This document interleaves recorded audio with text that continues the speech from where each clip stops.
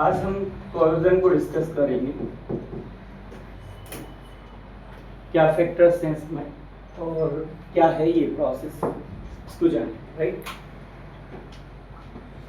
Corrosion एक simple सी बात है। सबसे पहले तो ये जान लें कि कोरोजन हम जो है इलेक्ट्रोकेमिस्ट्री में पढ़ रहे हैं सेल के साथ, तो एक सेल रिएक्शन की तरह रिएक्शन है, और जिसको बहुत सिंपली वर्ड में हम रस्टिंग बोलते हैं बेटा। और इसका क्लासिकल एग्जांपल है रस्टिंग ऑफ आयरन। यानी हम लोग स्पेशली कोरोजन को मेजरली इसी नाम से ज्यादा जानते हैं, क्योंकि जब भी दिमाग में बच्चों के में आता है कि उन्हें कोरोजन पढ़ना है, तो कोरोजन में सबसे पहले वो यही नाम जानते हैं, रस्टिंग ऑफ आयरन। और सही भी है, जिन चीजों से चीजें ज्यादा समझ में आ जाएं वो ज्यादा अच्छी। तो सबसे पहले कोरोजन किसी ने कहा हमारे दिमाग में रस्टिंग ऑफ आयरन की पिक्चर आ गई, तो इसका मतलब हम कोरोजन पढ़ना स्टार्ट कर दिए। यानी हमें ये आइडिया मिल गया कि आखिर कोरोजन है क्या। पूरी बात बता दूं तो ये कोरोजन हम लोग सेल के साथ पढ़ रहे हैं, इसलिए ये एक इलेक्ट्रोकेमिकल प्रोसेस है। हमें पता है कि हम इसमें किसमें पार्ट में पढ़ रहे हैं, इसको इलेक्ट्रोकेमिस्ट्री के पार्ट के तौर पर पढ़ रहे हैं। और सारी रिएक्शंस हमने देखी हुई हैं। कौन सी? ये सारी रिएक्शंस जितनी थी इलेक्ट्रोकेमिकल रिएक्शन थी। हालांकि कुछ रिएक्शन इलेक्ट्रोलाइटिक सेल में उन्हें फैराडे लॉ के थ्रू पढ़ा। अब आप जान लें कि कोरोजन क्या है, इलेक्ट्रोकेमिकल प्रोसेस है। पूरा जाने कोरोजन क्या है, इलेक्ट्रोकेमिकल प्रोसेस। पर भैया इलेक्ट्रोकेमिकल प्रोसेस का मतलब यहाँ सीधा सीधा समझना है कि वो एक गैल्वेनिक सेल की तरह काम करने वाला है। यानी कोरोजन जब होगा, आयरन का ही मान लेते हैं, आयरन का कोरोजन हो रहा है, तो आयरन किसकी तरह काम करने वाला है, एक गैल्वेनिक सेल की तरह काम करने वाला है। तो सीधा सीधा मैंने इसीलिए बोला कि ये क्या है, इलेक्ट्रोकेमिकल प्रोसेस। और इलेक्ट्रोकेमिकल प्रोसेस में भी कैसी प्रोसेस है, अपने आप होने वाली, तो इसको इन्होंने नाम दे दिया स्पॉन्टेनियस। तो सबसे पहले अगर कोरोजन वर्ड ही कोई यूज कर रहा है हमारे लिए, तो सबसे पहले एक चीज हम डाल देंगे कि ये क्या है, स्पॉन्टेनियस इलेक्ट्रोकेमिकल प्रोसेस। और हर टॉपिक को पढ़ने के लिए हमें कुछ कीवर्ड्स का आना जरूरी है, हर टॉपिक को पढ़ने। तो जैसे हम कोरोजन या रस्टिंग पढ़ना चाहते हैं आयरन की, तो रस्टिंग ऑफ आयरन को जानने के लिए हमें कुछ कीवर्ड का आना जरूरी है।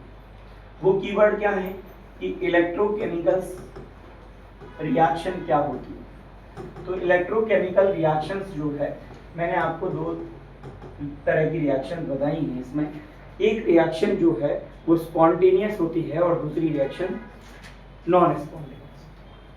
जब स्पॉन्टेनियस की बात करेंगे तो हम कन्वर्जन की बात कर रहे होंगे, केमिकल का इलेक्ट्रिसिटी में कन्वर्जन की बात करते हैं, यानी गैल्वेनिक सेल की तरह बात कर रहे हैं। किसकी बात कर रहे हैं, गैल्वेनिक सेल।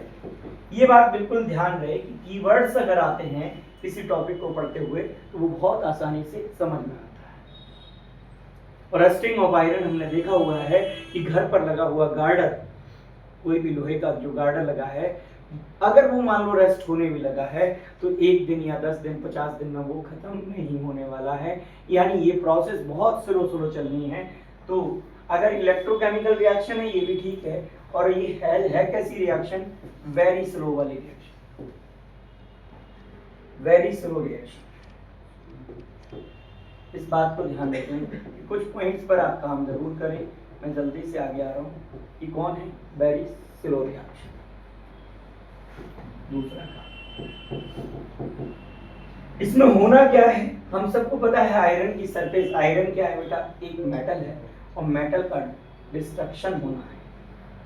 यानी मेटल डिस्ट्रक्शन होना है, या हम लिख सकते हैं डिस्ट्रक्शन ऑफ मेटल।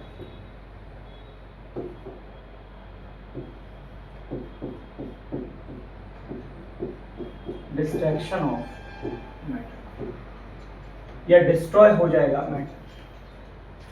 दूसरी बात, स्पेशली इस बात को ध्यान रखना है। तो वेरी स्लो प्रोसेस है जिसमें होना क्या है, डिस्ट्रक्शन होना है मेटल का।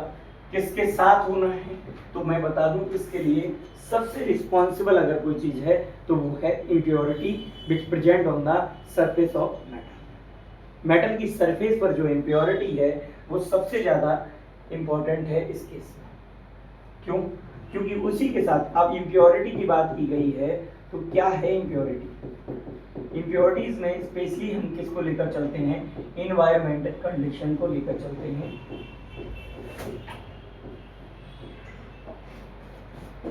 या यूं कह दो सराउंडिंग इन्वायरमेंट को लेकर चलते हैं।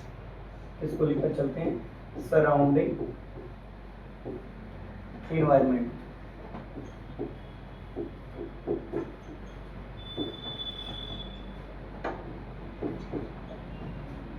सराउंडिंग इन्वायरमेंट को लेकर हम बात करते हैं। सराउंडिंग इन्वायरमेंट में क्या है भाई, किसके सराउंडिंग इन्वायरमेंट, मेटल के सराउंडिंग इन्वायरमेंट की बात करें तो कौन सा इन्वायरमेंट है कि सर दो चीजें स्पेशली प्रेजेंट हैं। आपको पता है रेनी सीजन इस समय चल रहा है, तो आयरन आर्टिकल को या मेटल आर्टिकल को आप एक्सपोज कर देते हैं अगर एयर में, तो या आप बाहर एक्सपोज कर देते हैं, एटमॉस्फेयर में हम कहते हैं सीधा सीधा एक्सपोज कर देते हैं, तो उसके आसपास जो मेन चीज इकट्ठी हो जाने वाली हैं, एक तो है मॉइस्चर और दूसरा है गैस। गैस में भी मैं आपको बता दूं कि स्पेशली जो हमारे एटमॉस्फेयर में गैसेस का जलवा है वो है ऑक्सीजन। सबसे ज्यादा भर कर एटमॉस्फेयर में ऑक्सीजन है, और हम सब जानते हैं कि अर्थ क्रस्ट पर सबसे ज्यादा कोई एलिमेंट रहता है तो वो कौन सा है, ऑक्सीजन। 46.06% सबसे ज्यादा इसका नेचुरल अबंडेंट है अर्थ का। और इसके अलावा हमें पता है CO2 गैस भी भर के है, तो इस चीज को भी जान लें, और मॉइस्चर का फॉर्मूला भी आपको मालूम होना चाहिए। इस चीज को लेकर हमने बात की है, तो कीवर्ड्स हैं इस कोरोजन को पढ़ने के लिए। क्या कीवर्ड्स हैं बेटा? सबसे मेन चीज जान लो कि एक इलेक्ट्रोकेमिकल रिएक्शन है, यानी ये इसमें आयरन की सरफेस एक गैल्वेनिक सेल की तरह काम करती है, जहां पर वेरी स्लो रेडॉक्स रिएक्शन होती है। कौन सी? वेरी स्लो रेडॉक्स रिएक्शन होती है, जिसी को हम इलेक्ट्रोकेमिकल रिएक्शन बोल रहे हैं। और ये स्लो रिएक्शन में क्या होता है कि जो मेटल की सरफेस है या मेटल है, पूरा मेटल ही बात करें, उसका डिस्ट्रक्शन होना स्टार्ट हो जाता है। ठीक है, और डिस्ट्रक्शन होने के किसकी वजह से होता है? इम्प्योरिटी की वजह से। तो यहाँ पर जो प्योर आयरन है आपका, यानी आयरन मतलब मेटल, वो आपका एनोड की तरह वर्क करता है, यानी उसका ऑक्सीडेशन होता है। मैं सीधा सीधा कह दूं तो प्योर आयरन की सरफेस का क्या होने लगता है? ऑक्सीडेशन होने लगता है, जिसकी वजह से वो एनोड की तरह काम करता है। याद रखिए कि प्योर आयरन जो है आपका, वो किसकी तरह काम करेगा? यहाँ एनोड। दूसरा जो इम्प्योरिटी है वो कैथोड की तरह काम करेगा, तभी तो एक गैल्वेनिक सेल डेवलप। ठीक है, अब इस बात से हम यहाँ समझ सकते हैं, पूरा का पूरा ये निकाल कर रख दिया है मैंने। रस्टिंग ऑफ आयरन है क्या? आपके दिमाग में सीधा दिमाग में आए कि एक इलेक्ट्रोकेमिकल रिएक्शन है जिसमें आयरन की सरफेस पर कई गैल्वेनिक सेल, छोटे छोटे टाइनी गैल्वेनिक सेल बन जाते हैं, जहां पर आयरन का या मेटल का डिस्ट्रक्शन होना स्टार्ट होता है। वो भी कैसा? स्लोली। और किसके थ्रू? रेडॉक्स रिएक्शन के, मतलब ऑक्सीडेशन होता है आयरन की सरफेस पर, या प्योर आयरन का ऑक्सीडेशन होता है, जिससे उसका वो एनोड की तरह काम करता है। और दूसरा जो रिडक्शन होता है वो इम्प्योरिटी पर होता है। रिडक्शन काम होता है इम्प्योरिटी पर होता है, मतलब वो कैथोड की तरह काम करता है। कुल मिला के गैल्वेनिक सेल डेवलप हुआ। ये काम हमें कराने की जरूरत नहीं, तो ये काम अपने आप होता है। इसीलिए हम कहते हैं इस रिएक्शन को कि स्पॉन्टेनियस रिएक्शन। स्पॉन्टेनियस का सीधा सीधा मीन है सेल्फ रिएक्शन हो रही है, तो स्पॉन्टेनियस केमिकल रिएक्शन या केमिकल प्रोसेस है क्या? Rusting of iron. ये है आपके सामने पूरा rusting of iron. Rusting of iron, जिसे हम बार बार एक वर्ड बोल रहे हैं, ये कोरोजन प्रोसेस है। कोरोजन, तो आपको इस चीज से सबसे ज्यादा ध्यान रखना है। इसके अलावा अगर एग्जांपल्स की बात की जाए तो हमें सिल्वर की जो सरफेस है वो ब्लैक पड़ जाती है, जिसे टार्सनिंग ऑफ सिल्वर, टार्सनिंग ऑफ सिल्वर बोलते हैं। या कॉपर जैसे मेटल्स पर ग्रीन कलर की कोटिंग आ जाती है, ये भी एक एग्जांपल है किसका, कोरोजन यानी रस्ट का। रस्ट स्पेशली हम बर्ड आयरन के लिए ज्यादा इस्तेमाल करते हैं, रस्टिंग ऑफ आयरन, आयरन की सरफेस का या आयरन मेटल का खराब हो जाना। तो आप ये समझ लें, it is the spontaneous electrochemical process in which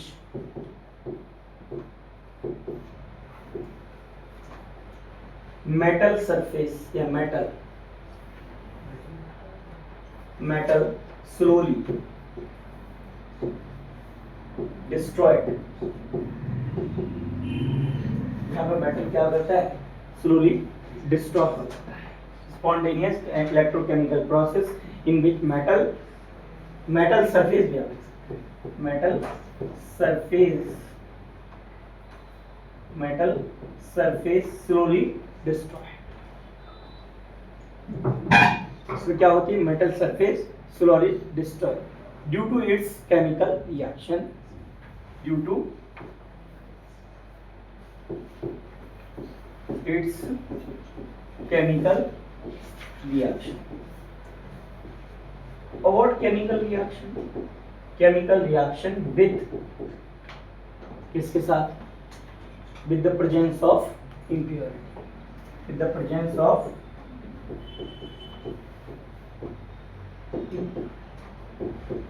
impurity। what is impurity, impurity को हालांकि हम लोग कुछ और भी लिख सकते थे, पर यहाँ पर आप लिख सकते हैं with the presence of environmental या surrounding environment, with the presence of surrounding environment। what surrounding environment, such as what is such as moisture, major चीज moisture and gases। और gases में भी अभी मैं बता दिया आपको, स्पेशली कौन, O2, गैसेस में कौन है, O2 और CO2 एक्सेट्रा, ऐसे बहुत सारी हो सकती हैं, ठीक है। और एसिड सामने, एसिड या फिर सॉल्ट, ये सबसे ज्यादा जिम्मेदार हैं रस्टिंग कराने में। समझ लीजिए इस बात, क्लियर है बात जी। फैन बंद कर या चलेगा। तो सबसे ज्यादा क्या है, ध्यान से समझ लें कि एसिड और सॉल्ट रिस्पॉन्सिबल हैं क्या कराने के लिए, रस्टिंग कराने के लिए बहुत हद तक रिस्पॉन्सिबल अगर कोई है तो वो कौन है, एसिड है या फिर सॉल्ट। अब आप समझिए इस इलेक्ट्रोकेमिकल प्रोसेस को, एग्जांपल्स तो आपने बहुत सारे जान लिए, rusting of iron, tarnishing of silver, silver की सरफेस का क्या हो जाना, काली पड़ जाना। एग्जांपल में आप लोग लिख सकते हैं rusting of iron, tarnishing of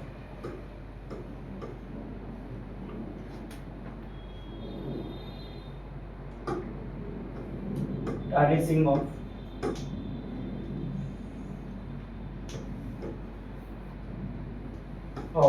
silver, ये आप सब लिख दें। या ग्रीन कोटिंग जो है हो जाती है, और सबसे बढ़िया ये तो लिख ही दे टार्सनिंग ऑफ सिल्वर, या सबसे मेन जो अगर इसमें एग्जांपल है वो रस्टिंग ऑफ आयरन, या मेटल की सरफेस पर ग्रीन कोटिंग आ जाना, या मेटल की सरफेस का काली पड़ने लग जाना, ये सब क्या है, इसके एग्जांपल्स ही हैं। चलिए जानिए, हम तो इसकी मैकेनिज्म जानना चाहते हैं जल्दी से। What's the mechanism of corrosion, आखिर कोरोजन की मैकेनिज्म क्या है। तो कोरोजन की मैकेनिज्म ये है बेटा, सिंपल सा अगर हम ये कह दें कि हमारे पास आयरन का आर्टिकल पड़ा है और उसमें कुछ स्क्रैचेस हैं, कुछ बैंड्स हैं, राइट। आयरन के आर्टिकल में क्या है, कुछ स्क्रैचेस हो सकते हैं या फिर कुछ बैंड्स हो सकते हैं। आयरन का जो आर्टिकल हमने लिया है उस पर क्या हो सकते हैं, कुछ स्क्रैचेस हो सकते हैं या फिर बैंड हो सकते हैं। मतलब सरफेस जो है वो खुरदरी सी हो सकती है, कुछ खराब हो सकती है, तो वहां पर मॉइस्चर या गैसेस प्रेशर फील करती हैं। मॉइस्चर और गैसेस क्या होती हैं, प्रेशर फील करती हैं। जैसे मैं एक सिंपल सा आयरन का आर्टिकल आपको लेके दे दूं, जिसे हम जूम करके देखना चाहते हैं।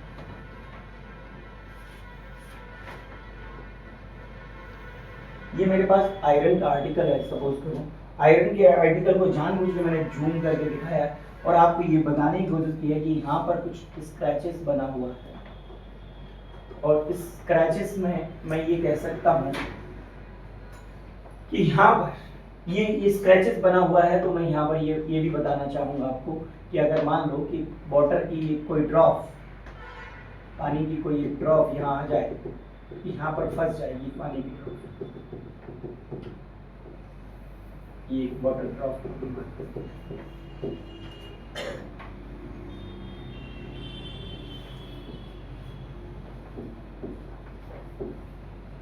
ये वाटर की ड्रॉप की प्रेजेंस में हम क्या देखेंगे, यहाँ पर जो आयरन है उसका ऑक्सीडेशन स्टार्ट हो जाएगा, स्पेशली वो Fe2 में कन्वर्ट हो जाएगा। ठीक, तो हम क्या देखेंगे कि वहाँ आसपास सरफेस पर शुरुआत हो जाएगी क्या, इस तरह से ब्राउन पाउडर की बनी। ये ब्राउन पाउडर ही एक्चुअल में मैं अभी आगे बताने वाला हूँ कि यही पाउडर है जिसको हम रस्ट कहते हैं, और रस्ट का जो केमिकल फॉर्मूला है वो है P2O3.X2O। X2O का मतलब यहाँ नंबर ऑफ H2O से मतलब है साफ। तो केमिकली जो रस्ट है उसका नाम क्या है, अगर मैं उसका नाम लिख दूं तो अगर किसी भी कंपाउंड में H2O आता है तो उसे कहते हैं हाइड्रोटेट। जैसे हमने हाइड्रेटेड सॉल्ट पढ़ रखे हैं, तो हाइड्रेटेड, और ये क्या है, ferric oxide, hydrated ferric oxide. Rust क्या होता है, हाइड्रेटेड फेरिक ऑक्साइड को हम क्या बोलते हैं, रस्ट। केमिकल नेम है hydrated ferric oxide, chemical formula है Fe2O3.H2। अब होता क्या है इस दौरान ये होता है कि आयरन की जो सरफेस है, आयरन की जो सरफेस है वो कैसा काम करने लगती है, एनोड की तरह काम करने लगती है। मैंने आपको बताया कि अगर यहाँ पर स्क्रैच है तो यहाँ पर क्या होगा, गैसेस जो है आपकी, स्पेशली जो गैस है उसका नाम है CO2, अगर मान लो फंस गई है और फंसेगी, सिंपल सी बात है, एनवायरनमेंट में है तो उसके ऊपर तो आएगी सरफेस पे, तो वो क्या करेगी, प्रेशर फील करेगी, और मॉइस्चर तो वहाँ है ही, मैंने आपको कहा था कि मॉइस्चर वहाँ है ही। तो मॉइस्चर कौन है बेटा, जल्दी से बताओ मुझे। मॉइस्चर के प्रेजेंस में सबसे पहले होगा क्या, ये CO2 जो है मॉइस्चर की प्रेजेंस में, मैं थोड़ा सा इधर और लिखूंगा, मॉइस्चर हो गया हमारा H2O, और ये CO2 जो है मॉइस्चर की प्रेजेंस में क्या बना लेगा, कार्बोनिक एसिड बना लेगा, H2O से H2CO3। अब बेटा सामने एक बात है कि ये क्या है, कार्बोनिक एसिड है। पहली बात तो एसिड है, और दुनिया का कोई भी एसिड क्या होता है, पानी में आयोनाइज हो जाता है और H+ आयन देता है। ये देखो मैं डायरेक्ट कर लिया, आप एक H+ आयन HCO3 निकाल सकते हैं, डायरेक्टली कर दें तो कोई बात नहीं, फाइनल रिएक्शन तो यही। तो ये रिएक्शन आपको ये लिखनी है सबसे पहले तो, कि कार्बोनिक एसिड जो है H2CO2 से कंबाइन होकर कार्बोनिक एसिड बना लेता है, जो क्या रिलीज करता है, H+ आयन। सर ये वही इंप्योरिटी है जो आपके H+ आयन बने हैं, यही तो आयरन की सरफेस को इंड्यूस करते हैं कि भैया जल्दी से क्या देने लग जा, इलेक्ट्रॉन, क्योंकि मैं भूखा हूं, इलेक्ट्रॉन खाने के लिए तैयार बैठा हूं, राइट। तो यहाँ पर सबसे बड़ी रिस्पॉन्सिबिलिटी अगर किसी की हो रही तो एसिड क्या करता है बेटा, ये एसिड की खास बात है कि वो H+ आयन देता है एक्वस सॉल्यूशन। अब एक्वस सॉल्यूशन ही तो बन रहा है वहां, क्यों, पानी क्या है, एक्वस, तो पानी के अंदर ही क्या दे रहा है, H+ आयन, इसी को कहते हैं हम एसिड। तो इससे आप क्या जान लिए कि सबसे मेन रिएक्शन इन गैसों की वजह से हुई, इन गैस की वजह से या इस मॉइस्चर की वजह से हुई रिएक्शन, मेन रिएक्शन इसी की वजह से, मॉइस्चर की वजह से और गैस की वजह से मेन रिएक्शन हुई है। और मेन रिएक्शन से आपने क्या देखा कि आयरन को इन्होंने इंड्यूस करा लिया, आयरन से ये बोल दिया कि अब तू इलेक्ट्रॉन छोड़ना शुरू कर दे। अब ये कौन सा आयरन है, ये प्योर आयरन है, ये वाला, और यहाँ पर ये इम्प्योर आयरन है, क्योंकि यहाँ पर इम्प्योरिटी आ गई। कौन इम्प्योरिटी, मॉइस्चर एंड गैसेस। तो प्योर आयरन जो है, प्योर आयरन का जो आर्टिकल है वो क्या करने लगा है बेटा, इलेक्ट्रॉन को रिलीज करने लगा है। यहाँ पर देखेंगे अपन थोड़ा सा इस रिएक्शन को मैं ध्यान से। तो प्योर आयरन क्या करना है, इलेक्ट्रॉन को रिलीज कर रहा है, यानी इलेक्ट्रॉन डोनेट कर रहा है, इलेक्ट्रॉन रिलीज कर रहा है। किसकी? आयरन की वैलेंसी मिनिमम वैलेंसी 2 है, इसलिए मैंने 2 इलेक्ट्रॉन निकाले एक एटम से। और जितना इलेक्ट्रॉन निकलेगा बेटा, ये बात याद जान लेना, उतना ही पॉजिटिव चार्ज आपका यहाँ आएगा। और ये रिएक्शन कौन सी हुई है? इलेक्ट्रॉन का निकलना, ये रिएक्शन ऑक्सीडेशन रिएक्शन है। और ऑक्सीडेशन रिएक्शन प्योर आयरन पर होने लगती है। जैसे मान लेता हूँ कि एक एरिया है जहाँ पर आयरन का जो आर्टिकल है वो क्या काम कर रहा है? इलेक्ट्रॉन छोड़ने का काम कर रहा है, और 2 इलेक्ट्रॉन इसने छोड़े हैं। तो यहाँ पर कौन सी रिएक्शन हो गई है? ऑक्सीडेशन नाम की रिएक्शन। तो हम ये कहेंगे कि ये वाला एरिया जो है आयरन का, प्योर आयरन जो है, वो एनोड का काम कर रहा है। अब ये जो इलेक्ट्रॉन आप देख रहे हैं, यहाँ से इलेक्ट्रॉन फ्लो होने लगते हैं आगे के लिए। अभी कहाँ जाएंगे फ्लो होकर? तो यहाँ पर हमने कहा कि ये क्या काम कर रहा है बेटा? एनोड का काम। क्या काम कर रहा है? एनोड का काम। ठीक है, अब जरा देखते हैं कि एनोड का काम ये जो करा है, उसके बाद इलेक्ट्रॉन जो है वो मूव होकर कहाँ जा रहा है बेटा? इम्प्योरिटी के पास। ये आयरन में ही घूमते हुए इलेक्ट्रॉन कहाँ पहुंच रहे हैं? इम्प्योरिटी के पास। और इम्प्योरिटी से क्या कर, इम्प्योरिटी को क्या दे रहे हैं? ये इलेक्ट्रॉन को इम्प्योरिटी खा जा रही है। अब इम्प्योरिटी स्पेशली क्या है? पता है कि एटमॉस्फेयर में भर भर के क्या है? ऑक्सीजन। और जो CO2 है और जो पानी है उसने तो क्या बना लिया है? H+ ion. तो ये H+ आयन जो मौजूद है हमारे पास, राइट। और बेटा ये इलेक्ट्रॉन को ही ये खाने चाहते हैं ये सब। तो हमने कहा तो आराम से, प्रेम से, मैं इसको थोड़ा सा पास में लिख देता हूँ, मुझे उधर जरूरत है जगह की। ओके, तो हम क्या देख रहे हैं कि ये H+ आयन या ऑक्सीजन इलेक्ट्रॉन को क्या कर रही है? एक्सेप्ट कर रही है, जिससे कौन सी रिएक्शन हो रही है? रिडक्शन नाम की रिएक्शन हो रही है। और इस रिडक्शन रिएक्शन से हमने क्या पाया? इस रिडक्शन रिएक्शन से हमने ये पाया कि यहाँ पर ध्यान से सुनना है और समझना है। रिडक्शन रिएक्शन से हमने ये पाया कि यहाँ पर ऑक्सीजन जो है H+ आयनों के साथ कंबाइन होकर H2O में कन्वर्ट होने लगी है। किसमें कन्वर्ट होने लगी है? H2O में कन्वर्ट होने लगी है। हम सब अच्छे से जानते हैं कि ऑक्सीजन जो है, एक ऑक्सीजन को H2O बनाने के लिए 2 हाइड्रोजन की जरूरत होती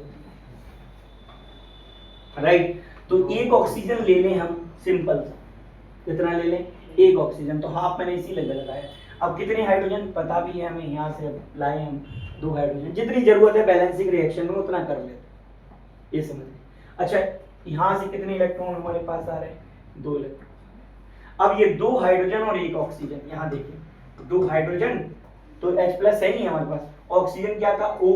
O ने एक इलेक्ट्रॉन लिया, एक माइनस, एक और इलेक्ट्रॉन लिया, एक और माइनस, यानी डबल माइनस। सीधा कह दे तो 2 नेगेटिव। सीधा कह दे तो ऑक्सीजन पे क्या आ गया? 2 नेगेटिव। अब ये दोनों 2 H+ और 2 ऑक्सीजन नेगेटिव क्या बन गए बेटा? H2। क्लियर है? इस तरह से हमने देखा कि यहाँ पर रिडक्शन रिएक्शन हुई है, तो ये कैथोड की तरह काम करने लगा। कौन? Impurity work as a cathode और pure iron surface work as a anode. तो आपने क्या देखा कि इलेक्ट्रोकेमिकल रिएक्शन होने लगी, एक इलेक्ट्रोकेमिकल प्रोसेस होने लगी, और उस प्रोसेस को कहते हैं सेल्फ स्पॉन्टेनियस रिएक्शन। तो नेट रिएक्शन या स्पॉन्टेनियस रेडॉक्स रिएक्शन निकाल लें पूरा, तो नेट रिएक्शन क्या देखेंगे हम यहाँ पर? नेट रिएक्शन में सबसे पहले तो कॉमन वाली चीज को आप क्या कर लेना? कट मार देना यहाँ से। क्योंकि देखो करना क्या है, ओवरऑल रिएक्शन करने का तरीका क्या है? इस वाले मटेरियल को यहाँ ऐड करके रख देना है, इस वाले मटेरियल को यहाँ ऐड करके रख देना है। मतलब प्रोडक्ट को, दोनों के प्रोडक्ट को यहाँ पर ऐड करना है, और लेफ्ट हैंड साइड किसको ऐड करना है? रिएक्टेंट को। और जो कॉमन है उनको कट कर लेना। कॉमन को कौन दिख रहा है हमको? 2 इलेक्ट्रॉन दिख रहे हैं, हमने काट दिया। बस ये बात ध्यान रखना है। 2 इलेक्ट्रॉन ही हमको क्या दिख रहे थे? कॉमन दिख रहे थे, हमने उसको काट लिया। बचा क्या? यहाँ F ही है, इस बात को याद रखो। यहाँ Fe2+ इधर है, इधर नहीं, Fe है। और Fe किससे रिएक्शन कर रहा है? ऑक्सीजन से। क्या रिएक्शन? इलेक्ट्रॉन दे रहा है सर इसको। किसके प्रेजेंस में? इलेक्ट्रॉन जल्दी जल्दी आते हैं किसके प्रेजेंस में? H+ आयन यानी एसिड के प्रेजेंस। इलेक्ट्रॉन जल्दी जल्दी किसके प्रेजेंस में आते हैं? H+ ion. तो H प्लस आयन क्या करते हैं, इंड्यूस करते हैं किसको, आयरन की सरफेस को जल्दी से इलेक्ट्रॉन देने लग जाए। इसीलिए आयरन की सरफेस पर हमने देखा क्या बन गया, एक गैल्वेनिक सेल बन गया। अब आप देखिए क्या हुआ, हुआ ये कि आयरन का ऑक्सीडेशन हो गया, उसने इलेक्ट्रॉन छोड़ना स्टार्ट कर दिए और आयरन जो है ये पानी के अंदर घुलने लगा। ठीक, अब आप समझेंगे ध्यान से। तो ये जो रिएक्शन अपने टोटल रिएक्शन की है, इससे पता चल रहा है कि रेडॉक्स रिएक्शन हुई है, नेट सेल रिएक्शन या नेट रेडॉक्स रिएक्शन हमने देखा। तो इससे पता चला कि आयरन की सरफेस पर ऐसे कई गैल्वेनिक सेल बन गए हैं जहां आयरन की प्योर आयरन जो है इलेक्ट्रॉन छोड़ता जा रहा है और इम्प्योरिटी क्या करती जा रही है, इलेक्ट्रॉन को लेती जा रही है। ठीक, तो इस तरह से हमने जान लिया कि यहाँ पर क्या बन गया है, गैल्वेनिक सेल। अच्छा, इसे अगर इलेक्ट्रोकेमिकल सीरीज से अपन इसका पोटेंशियल चेक कर ले, यहाँ कॉमा लगाएंगे और यहाँ आपको पता है कि आयरन 2+ में कन्वर्ट होता है, तो उसका पोटेंशियल मैं थोड़ा सा लिख देता हूँ।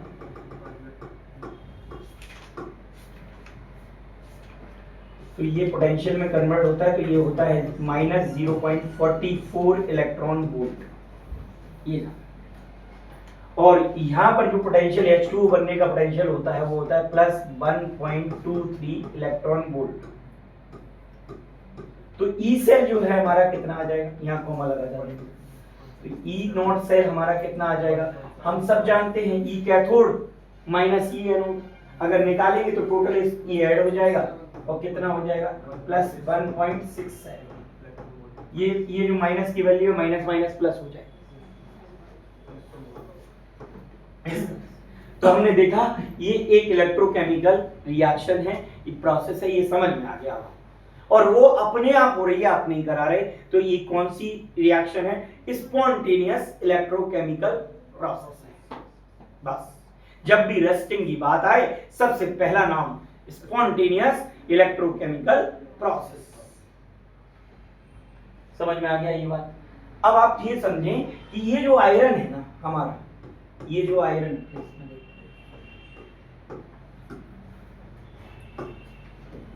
ये जो आयरन है हमारा Fe2 पॉजिटिव, जिसे फेरस आयन हम कह रहे हैं, ये फेरस आयन मॉइस्चर के प्रेजेंट में यानी पानी के प्रेजेंट में यहाँ और किससे, ऑक्सीजन से रिएक्शन कर जाते हैं।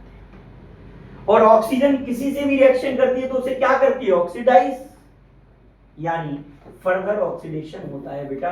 क्या होता है, फर्दर ऑक्सीडेशन होता है आयरन का, और आयरन किस में चला जाता है, Fe3 पॉजिटिव में चला जाता है। आयरन का ऑक्सीडेशन होता है, यानी आयरन जो अभी फेरस था वो किस में बदल जाएगा, फेरिक आयनों में बदल जाएगा। चेक करके आपको बताता हूँ क्या, समझे समझे। यहाँ समझे कि आपके पास H तो 2 दिख रहे हैं, क्या दिख रहे हैं, 2 दिख रहे हैं, और ऑक्सीजन कितनी दिख रही है, 1। तो यहाँ पर हाफ लगा ले तो 2 ऑक्सीजन और 2 हाइड्रोजन, यानी आपके पास सीधा सीधा क्या है, फेरस हाइड्रोक्साइड। क्या है, फेरस हाइड्रोक्साइड। समझ गए आप लोग। अब आगे इसको जो ऑक्सीडाइज करेगा, चूंकि फेरस तो ये पहले से ही क्या है ये, तो फेरस किस में बदल जाएगा, फेरिक में। तो मैं करके दिखाता हूँ, समझिए इस बात को। अब आप यहां से समझिए कि आपके पास हाइड्रोजन और ऑक्सीजन कितने होने चाहिए। मैं यहां से इसको डबल कर लेता हूँ, रिएक्शन को डबल करूंगा तो मेरे पास यहाँ पर 6 हाइड्रोजन होंगे ट्रिपल, राइट। और यहां से ऑक्सीजन भी मुझे 6 चाहिए, समझ रहे। बैलेंस करने की कोशिश कर रहा हूँ, बैलेंस नहीं करना है तो बहुत सिंपल सा आ जाएगा हमने हमारे साथ, ठीक है। मेरा क्या बैलेंस करना है, छोड़ो इस बात को, इसको समझो कि अगर मैं इसको हाफ लगा रहा था तो आपके पास क्या था बताओ, OH कितने, 1 2 O और 2 OH। इसी तरह जितने चाहूंगा उतने OH हो जाएंगे, राइट ना, क्या हो जाएंगे, OH हो जाएंगे। तो मैं सीधा कहूंगा कि मेरा फेरिक बन गया तो फेरिक हाइड्रोक्साइड बन गया। क्या बन गया मेरा, फेरिक हाइड्रोक्साइड। क्लियर है क्या, क्या बन गया है, फेरिक हाइड्रोक्साइड। अब हाइड्रोक्साइड को बैलेंस करो तो ये 3 2 परेशान करते हैं ना, तो इस 3 के आगे हमेशा 2 लगा दिया करो। अब जब जैसे ही आप 3 के आगे 2 लगाएंगे तो 2 के आगे क्या लग जाएगा, 3। सिंपल सी बात है। अब इसको बैलेंस करने की कोशिश करूंगा यहाँ, तो देखो 6 तो हाइड्रोजन है, ऑक्सीजन भी मुझे कितने चाहिए, 6, तो 3 तो यहाँ ऑलरेडी है, तो 3 यहाँ ले लेंगे, समझ गए। अरे 2 से 2 कट जाएगा, 3 ऑक्सीजन आ गए, तो ये कौन हो गया, फेरिक हाइड्रोक्साइड हो। समझ में आया, बोलो, समझ लिए हैं? बहुत सिंपल सा केस है, इसको आप चाहे जैसे समझना चाहें वैसे समझ सकते हैं। तो ये आपके पास क्या हो गया बेटा, फेरिक हाइड्रोक्साइड। अब ये फेरिक हाइड्रोक्साइड से आपके आगे मैं क्या करता हूँ, पानी निकाल देता हूँ।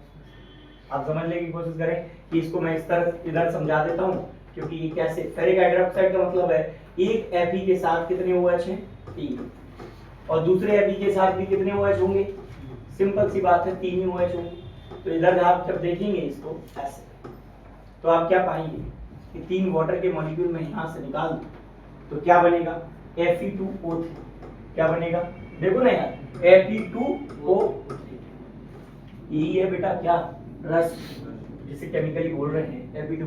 यही फेरिक ऑक्साइड की लेयर उस पर बनती चली जाती है, जिसे आप ब्राउन कलर का पाउडर भी कह सकते हैं।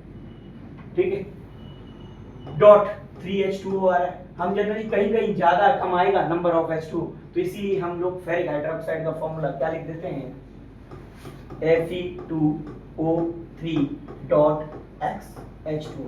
व्हाट H2O, H2O को लिखते हैं हम हाइड्रेटेड, और इसे लिखते हैं फेरिक, हाइड्रेटेड फेरिक ऑक्साइड। समझ गए, हाइड्रेटेड फेरिक ऑक्साइड। यही क्या है, यही केमिकली इसी को बोलते हैं हम लोग रस्ट।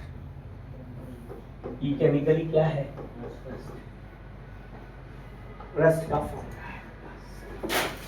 आप समझिए इस बात को। अब आपको जानना है कि भाई रस्टिंग होने तो लगी, पर मुझे उस रस्टिंग को रोकना भी तो है। तो मैं उसको रस्टिंग को रोकने के लिए 2-3 तरीके यूज कर सकता हूं। जैसे बचपन से जो तरीके यूज कर रहे हैं उसमें से प्रिवेंशन करना है। क्या करना है, प्रिवेंशन करना है किसका, रस्टिंग का।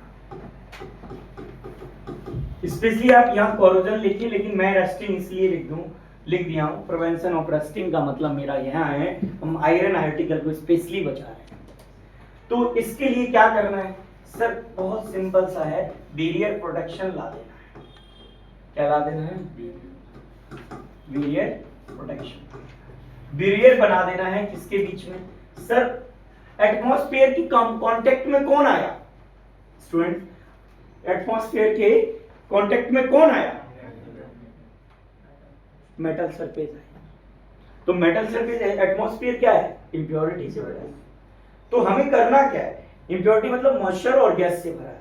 तुम आयरन के इस आर्टिकल और या मेटल के इस आर्टिकल और एटमॉस्फेरिक कंडीशंस को के बीच में एक फिल्म ला देना है, एक बैरियर ला देना है। तो जो बैरियर आ जाएगा, इसकी वजह से क्या होगा, ऑक्सीजन का कांटेक्ट आयरन से नहीं होगा, और जब ऑक्सीजन का कांटेक्ट आयरन से नहीं होगा तो वो उसको इलेक्ट्रॉन छोड़ने पर मजबूर नहीं करेगी, मतलब वहां कोई रिएक्शन नहीं होगी।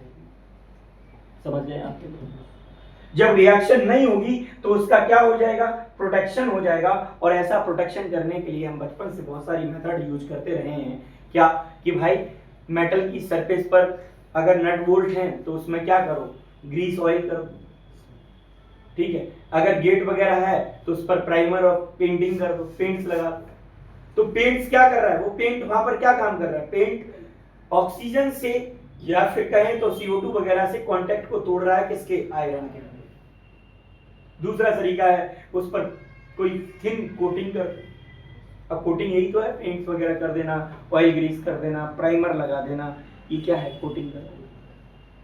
सबसे इंपॉर्टेंट प्रोटेक्शन में एक आता है हमारा, उसको हम लोग सबसे इंपॉर्टेंट प्रोटेक्शन में हमारा आता है। तो बैरियर प्रोटेक्शन में तो आपने समझ लिया कि ऑयल ग्रीस जो है, ऑयल पेंट्स, ये लाकर आपको क्या करना है, बैरियर लाना है। किसके बीच में भाई, मेटल और एटमॉस्फेरिक कंडीशंस के बीच में। मतलब आप सीधा कहें तो मॉइस्चर प्लस गैस, इनके बीच में, गैसेस के बीच में, इसके बीच में ये बैरियर ला दिया आपने। क्या ला दिया, ये बैरियर ला दिया। ये बैरियर ही क्या करेगा, इसका कांटेक्ट तोड़ देगा। बस यही चीज आपको लिखना है। क्या, the metal surface is protected by the applying of grease, oil, paint, right. तो इसके थ्रू क्या हुआ, द प्रोटेक्टेड, ये प्रोटेक्शन हो गया, मतलब ये क्या है, the contact of metal surface with moisture and gas is break. ये क्या हो गया, टूट गया, कांटेक्ट टूट गया। तो इससे क्या बना लिया आपने, आयरन की सरफेस को या मेटल की सरफेस को बचा लिया। सबसे बड़ा प्रोटेक्शन जो मैं आज आपको बताने जा रहा हूं वो है सैक्रिफिशियल प्रोटेक्शन। सैक्रिफिशियल में तो आप नाम देखकर ही समझ में आता है यार, ये प्रोटेक्शन यहां कुछ सैक्रिफाइस हो रहा है, कुछ सैक्रिफाइस हो रहा है, कोई अपने आप को सैक्रिफाइस कर रहा है। जैसे हम कहते हैं बॉर्डर पर जब तक जवान मौजूद है, मतलब फोर्स मौजूद है, तब तक हमें कोई कुछ विदेशी कुछ नहीं कर पाएगा हमारा। तो हम क्या, वो क्या करते हैं, वो कहते हैं कि जब तक मैं जिंदा हूं तो अंदर नहीं आ सकता। तो वो अपने आप को it will sacrifice for the sake of other. तो दूसरों को बचाने के लिए वो अपने आप को क्या कर देता है, सैक्रिफाइस कर देता है। तो सैक्रिफिशियल प्रोटेक्शन में क्या है, जैसे मैं आपको एक बढ़िया केस में ये बताऊं, सैक्रिफिशियल प्रोटेक्शन में सबसे अच्छी प्रोसेस को हम गैल्वेनाइजेशन देखते हैं, गैल्वेनाइजेशन। हालांकि इस केस में बहुत तरह से सैक्रिफिशियल प्रोटेक्शन आपको मैं करा सकता था। यहां पर क्या देख रहे हैं, हमें कोटिंग करना है या फिल्म चढ़ाना है। आप जब कील लेने जाते हो, नील लेने जाते हो, तो कीलों को गैल्वेनाइज कील आती हैं ताकि वो कील या गार्डर या आपका आयरन आर्टिकल जल्दी से खराब ना हो, क्योंकि उस पर पॉलिश रहती है, किसकी, कि जिंक की। उसी प्रोसेस को हम गैल्वेनाइजेशन कहते हैं। जैसे मान लो कि जो सबमरीन जो है, अगर सबमर्ज्ड आर्टिकल्स है जो कि आपका समुद्र में चलता है, जैसे शिप वगैरह, या पानी में चलता है, उस आर्टिकल, अगर वो आर्टिकल मेटल का है तो डेफिनेटली वो खराब होने वाला है। जैसे मान लो कि ये इस तरह का आर्टिकल है आयरन का, ये खराब होने वाला है, मुझे पता है, बस मॉइस्चर में रहेगा, पानी में रहेगा, या मॉइस्चर कहाँ है, यहाँ तो भर भर के पानी है भाई, ये तो खराब होने वाला है डेफिनेटली। तो इसको बचाने के लिए हम यहाँ एक प्रोटेक्शन फिल्म लगा देते हैं। प्रोटेक्शन फिल्म जो आपने लगाई है वो किसकी लगाई है, यहाँ मोर रिएक्टिव मेटल की। अगर गैल्वेनाइजेशन कर रहे हैं तो हम स्पेशली जिंक की लगाते हैं, लेकिन अगर सैक्रिफिशियल देख रहे हैं तो हम किसकी, किसी मोर रिएक्टिव मेटल की लगा सकते हैं। जैसे हम मैग्नीशियम का लगा सकते हैं, एल्यूमिनियम का लगा सकते हैं, राइट। तो मोर रिएक्टिव मेटल की लगाना है। मोर रिएक्टिव मेटल कौन सा है, इलेक्ट्रोकेमिकल सीरीज में हम पढ़ चुके हैं, जिसकी ई नॉट की वैल्यू नेगेटिव में जितनी ज्यादा होगी, मतलब कम होगा, ई नॉट वैल्यू कम होगा, वो उतना ही अच्छा। जैसे इसकी ई नॉट वैल्यू है -2.37 इलेक्ट्रॉन वोल्ट, इसकी है -1.66 इलेक्ट्रॉन वोल्ट, उसी तरह इसकी है -0.76 इलेक्ट्रॉन वोल्ट, और आयरन की आप भली भांति जानते हो -0.44 इलेक्ट्रॉन वोल्ट, राइट। तो हमने क्या देखा कि आयरन के आर्टिकल पर हमने क्या लगा दिया, जिंक की एक कोटिंग कर दी। अब आयरन का आर्टिकल आप ये समझ लें कि अंदर छुपा हुआ है, पर दोनों कनेक्ट तो हैं, कौन बेटा, कि आयरन और जिंक। तो यहां डेफिनेटली गैल्वेनिक सेल बन गया है। क्या बन गया है, गैल्वेनिक सेल बन गया है। अब गैल्वेनिक सेल क्या बना है कि मोर रिएक्टिव कौन है, कि मोर रिएक्टिव तो सर जिंक है, क्योंकि उसका पोटेंशियल जो है माइनस में ज्यादा है। तो किसका काम कर रहा होगा, कैथोड का करेगा, और लो एनोड का करेगा। जो भी मोर रिएक्टिव होता है, इसीलिए मैं पकड़ना चाहता था आपको कि जो भी मोर रिएक्टिव होता है वो किसका काम करता है, एनोड का काम करता है। और तो इसका मतलब आयरन को हमने क्या बना दिया है यहाँ बेटा, कैथोड बना दिया। इस तरह से क्या बना दिया, कैथोड बना दिया।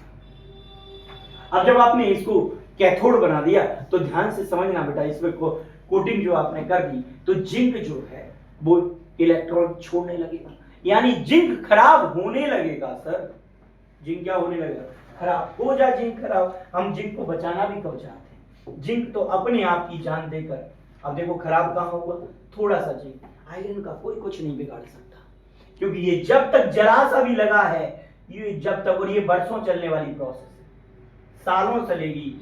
और इवन ये समझ लो आप, ये आपका जिंक खत्म होने लगा धीरे धीरे कईयों सालों बाद, लेकिन इतना भी अगर लगा रह गया इतना भी अगर लगा रह गया तो समझ लेना आयरन को कोई हाथ नहीं लगा सकता, क्योंकि अभी जिंदा है जिंक।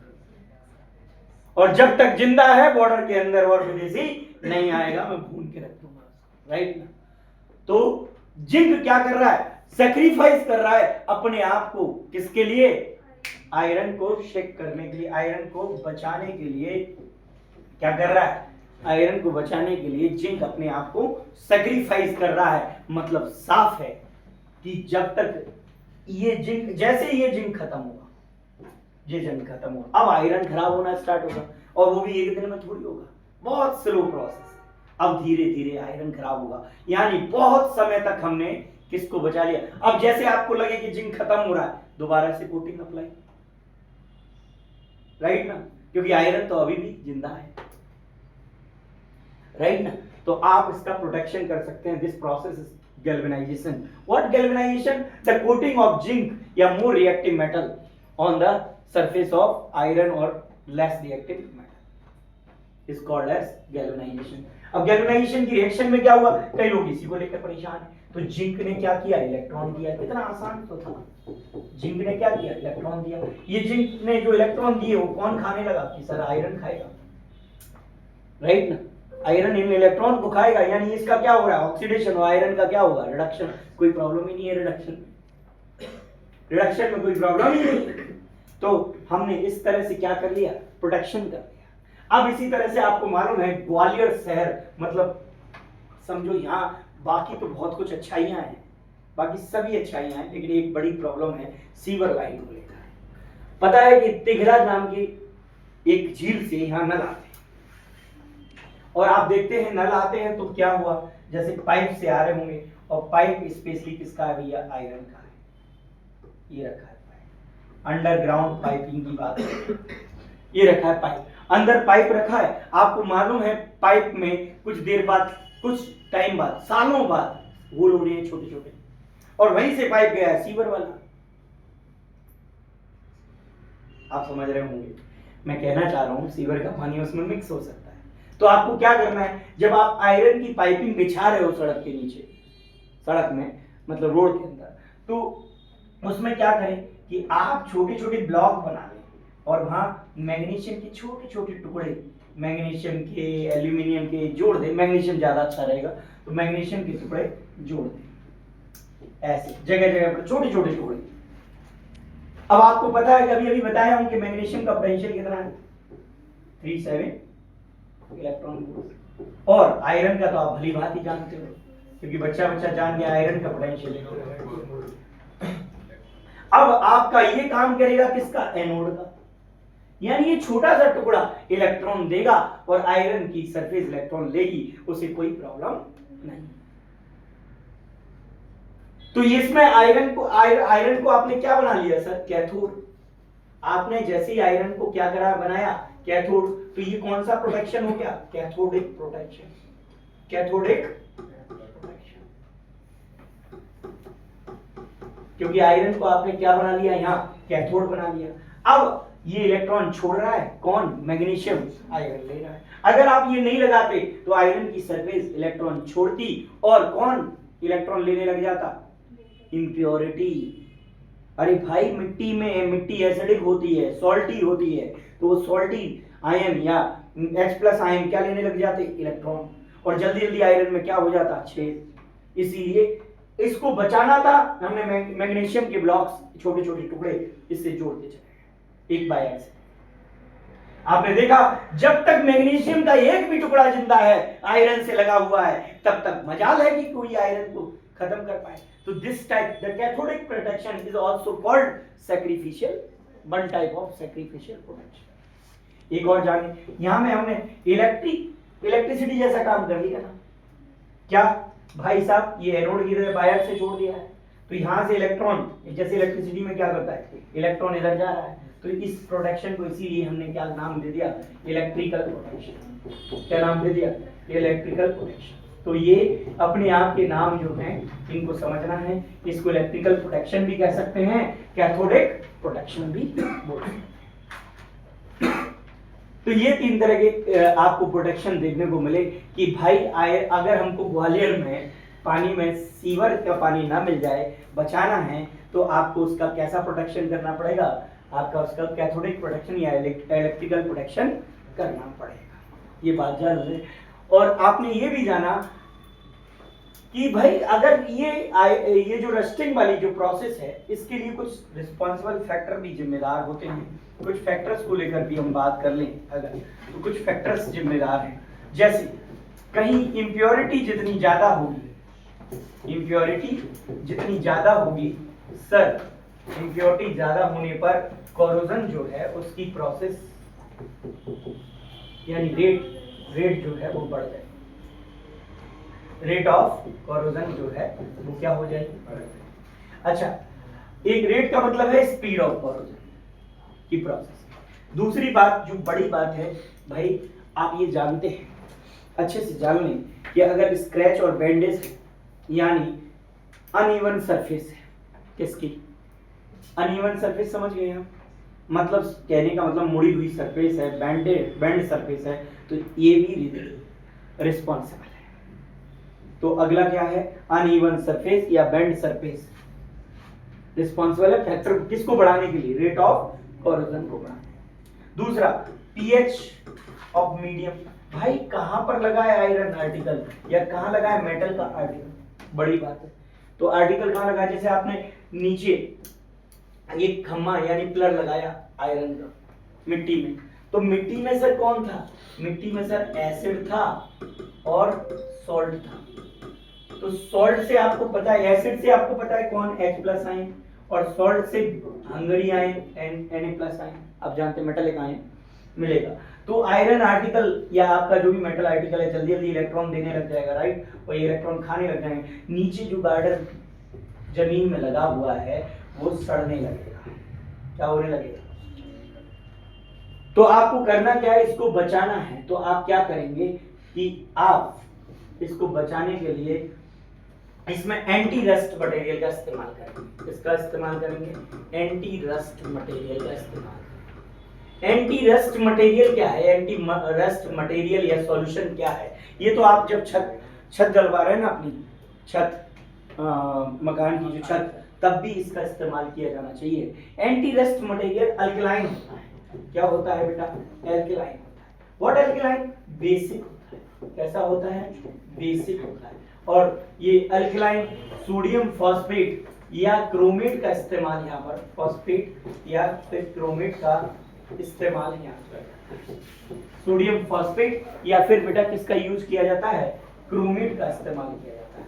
ये क्या होता है, ये एंटी रस्ट मटेरियल की तरह काम करता है, मतलब साफ है, ये बेस है, ये कौन है, बेस है। तो बेस क्या देगा बेटा, OH आयन, बेस क्या देगा, OH आयन। तो अंदर जो मौजूद है एसिड के H+ आयन, उनको ये न्यूट्रलाइज कर देगा, बोलो राइट। और एक और बात, डिस्टिल वाटर में कभी भी रस्टिंग नहीं, क्योंकि डिस्टिल वाटर में H+ आयन नहीं बनते हैं, तो साफ साफ है उसमें कोई रस्टिंग नहीं होती। तो ये बेस है, तो इसने न्यूट्रल कर दिया मिट्टी को, और मिट्टी को न्यूट्रल कर दिया, इसलिए मिट्टी में गड़ा हुआ पाइप हमारा आसानी से खराब नहीं होगा। और अगर मिट्टी जितनी ज्यादा एसिडिक होगी उतने ज्यादा H+ आयन बनेंगे, जितनी ज्यादा सॉल्टी होगी उतने ज्यादा हंगरी आयन बनेंगे, मतलब Na+ आयन और कैटायन ज्यादा बनेंगे। और कैटायन क्या होता है, कोई भी कैटायन भूखा होता है, हंगरी होता है इलेक्ट्रॉन खाने के लिए।